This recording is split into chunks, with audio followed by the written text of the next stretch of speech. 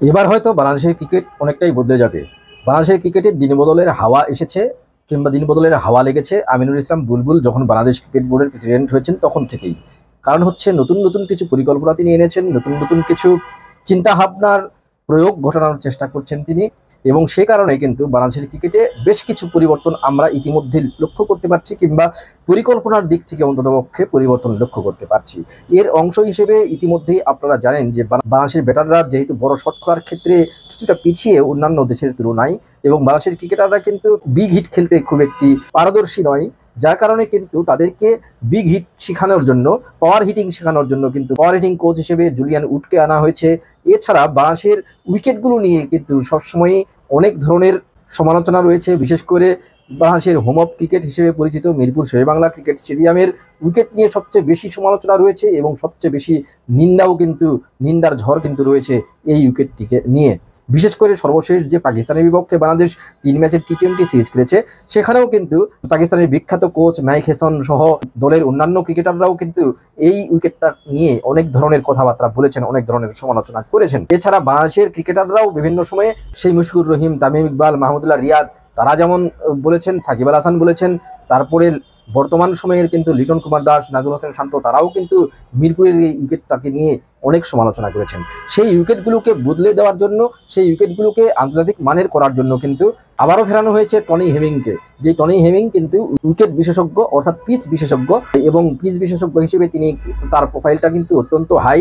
এবং ইতিমধ্যে এর আগে আপনারা জানেন বাংলাদেশ দল তাকে কিন্তু এনেছিল, কিন্তু বাংলাদেশের ক্রিকেট বোর্ডের সঙ্গে বনিবনা না হওয়ায় এবং কাজের ক্ষেত্রে ওইরকম কমফোর্ট জোন না পাওয়ার কারণে তিনি কিন্তু চলে গিয়েছিলেন। এবং পাকিস্তান থেকে যেহেতু খুব ভালো একটি অফার ছিল, সেই কারণে কিন্তু পাকিস্তানের হয়ে এতদিন দায়িত্ব পালন করেছেন। তবে আবারও তাকে আমিনুল ইসলাম বুলবুলের বোর্ড ফেরাতে পেরেছে। এবারে কিন্তু তার সঙ্গে 2 বছরের একটি চুক্তি বাংলাদেশ ক্রিকেট বোর্ড করেছে, এবং সারফেসের প্রধান হিসেবে তাকে কিন্তু আনা হয়েছে।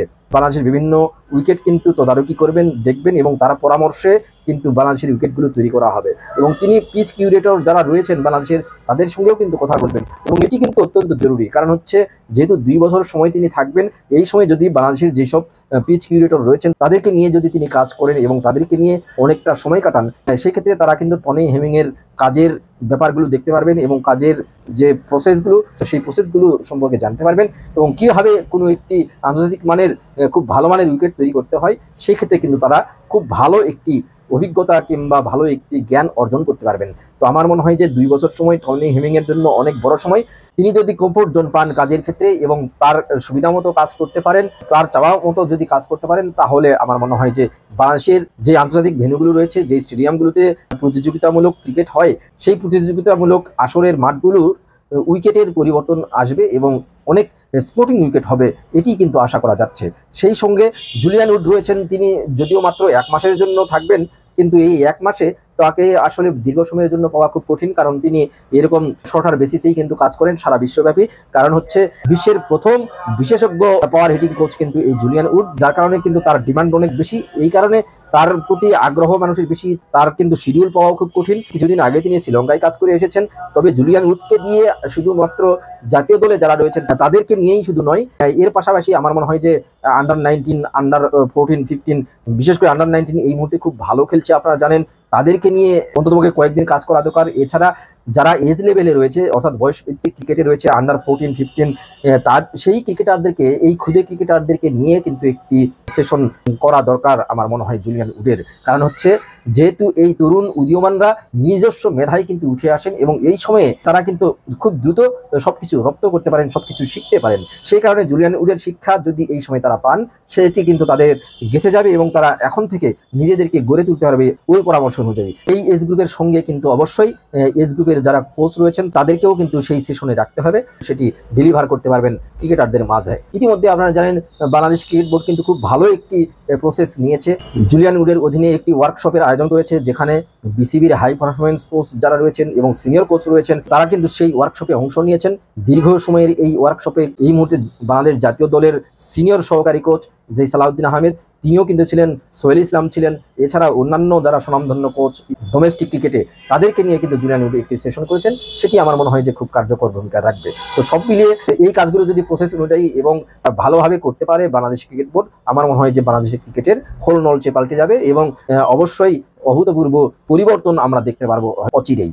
আর বিশেষ করে যেহেতু সামনে টি-20 বিশ্বকাপ আসছে, তার আগে জুলিয়ান উডের এরকম কর্মশালা এবং উইকেটগুলো ঠিকঠাক করার জন্য যে টনি হেমিং এসেছেন, তার মাধ্যমে উইকেটগুলো যদি ঠিক জায়গায় আনা যায়, সেক্ষেত্রে কিন্তু ক্রিকেটাররা নিজেদের স্কিলের অনেক উন্নতি ঘটাতে পারবেন এবং নিজেদেরকে অনেক বেশি ভালোভাবে মেলে ধরতে পারবেন বলে আমার মনে হয়। আর সবচেয়ে বড় কথা, এর আগে কিন্তু ক্রিকেটাররা অনেকবার বলেছেন যে বাংলাদেশের উইকেটগুলো যেরকম, এইরকম উইকেটে খেলে আসলে স্কিলের ডেভেলপ করা, স্কিলের কারো অভাব নেই, স্কিলের কারো ঘাটতি নেই। এটি কিন্তু বাংলাদেশের কোচেরা কিংবা ক্রিকেট বিশেষজ্ঞরাও বারবার বলেছেন যে বাংলাদেশের ক্রিকেটারদের কিন্তু যথেষ্ট মেধা রয়েছে এবং মেধাবী অনেক তরুণরা কিন্তু উঠে আসেন, কিন্তু পরবর্তীতে তারা হারিয়ে যান।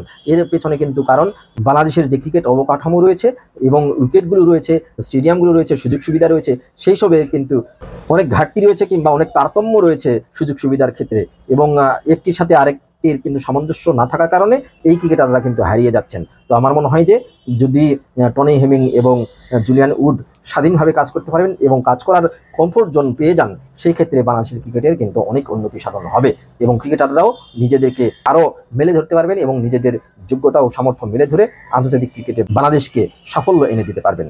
দেখা যাক কতটা পরিবর্তন আনতে পারেন এই জুলিয়ান উড এবং টনি হেমিং, এবং কতটা বাংলাদেশ ক্রিকেট বোর্ড তাদের সঙ্গে মিলে খুব ভালোভাবে কাজ করতে পারে কিংবা তাদেরকে কাজ করার মতো ভালো স্বাধীনতা দেয় এবং কমফোর্ট জোন দেয়। ধন্যবাদ সবাইকে।